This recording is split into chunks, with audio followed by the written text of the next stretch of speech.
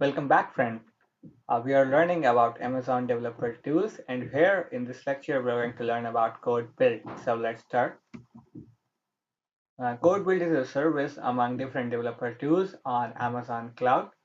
Among Cloud9, Code Commit, Code Deploy, Code Pipeline, and Code Star. So what is a CodeBuild?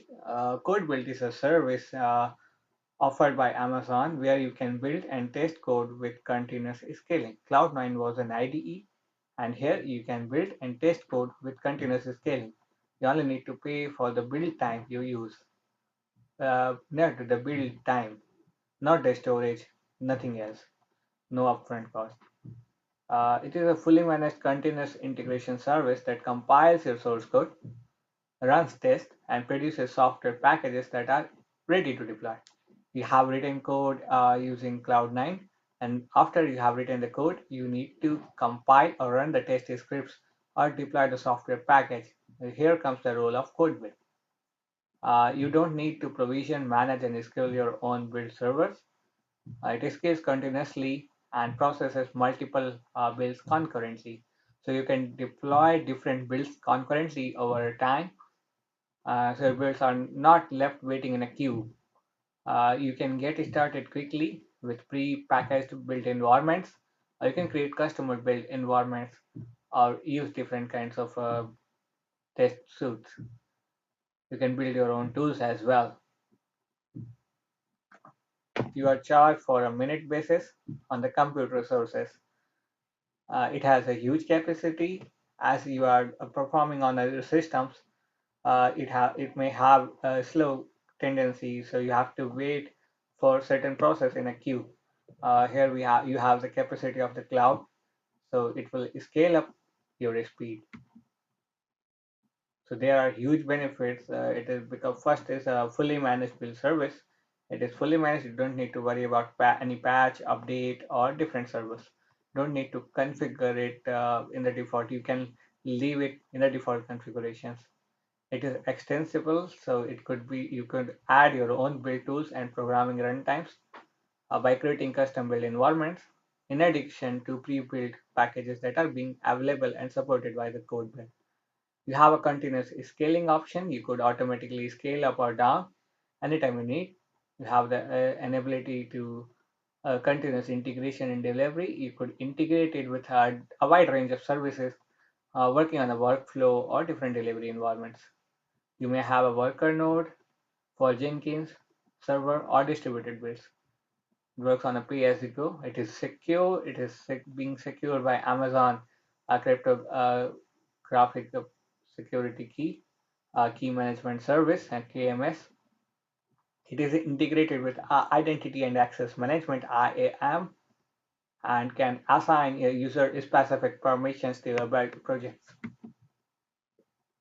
So here it is a dashboard of code build. When you don't have any service being created yet, you have this page uh, in the forefront of your screen. It has a fully managed build service. It is fully managed on demand and easy to get started. You have to hit this button. After you have deployed a certain things, you may have this kind of a screen where you can view the build history and get the details of every build.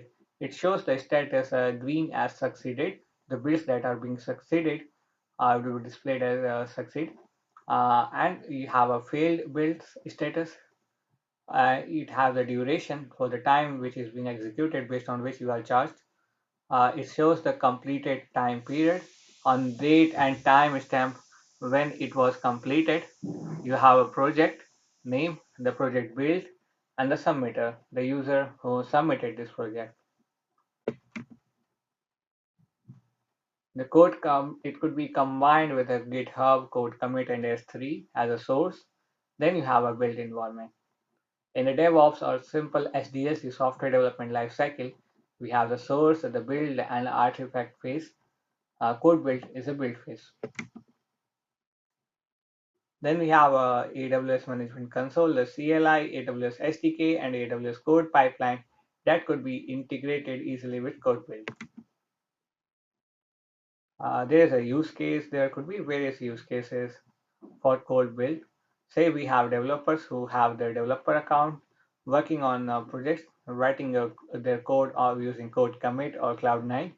Then they use the tools account to use the access the code pipeline. The pipeline works with the cloud formation in the production environment using a Lambda scripts.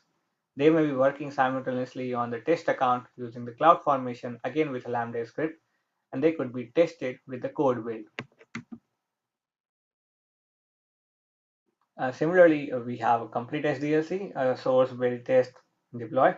The build and test phases are governed with the code build, and entire line pipeline or the SDLC workflow is being governed with the code pipeline. There could be different scenarios like Amazon Image Builder, the AMI Builder, which may work using different things. Suppose we have a user who uses AWS CLI for writing codes and different things. He writes certain program, also commands like git push, which writes a code, creates file using code commit, which may trigger AMI build option and build a machine of the AMI using code build. The build then assigns a build task to code build, which installs and run packager, launches temporary EC2, uses OS configuration and hardening tools, and creates a new AMI. When an AMI is being created, it will be notified after completion on the CloudWatch, so it may observe the CloudWatch events and everything else, which may trigger different rules, which could be again monitored using the CloudWatch, and it is being represented using SNS topic or more. It could be integrated as so. Similarly, we could have more options. We could have a Git repository, the code pipeline, the code build, and different things. It could be again integrated with a Lambda, EC2, Kubernetes, Docker, and different tools. And the role will be the same. The function of the code build will be the same. We could integrate with different scenarios to build up different solutions. Till then, keep learning, keep moving ahead. We are going to learn more in the coming videos.